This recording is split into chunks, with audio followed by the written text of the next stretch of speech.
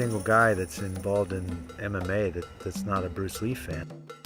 He did some wrestling and incorporated some wrestling into his style, into Jeet Kune Do and all the things that he did. Read some of the training manuals and things that he'd written that had wrestling technique in it. That's who I was. I was a wrestler. I could relate to that. He's the first one that actually created mixed martial arts because he took the very first forms of fighting and made his own form, Jeet Kune Do, which is taking each style and make it part of your own. That's essentially what I'm doing.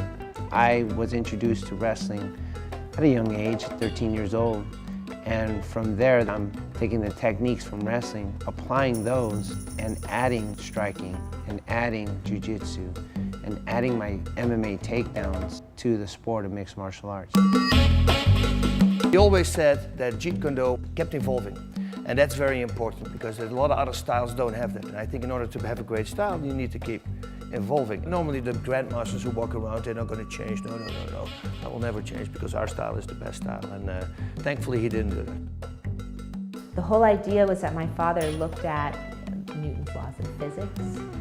He looked at what is the best type of footwork, what is the best way to bridge the gap, what is the best way to effectively strike.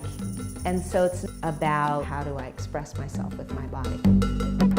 Bruce Lee had an awesome philosophy about life, and he blew me away. Bruce Lee's a killer. You hurt your man, you do as much damage as you can, and you get out.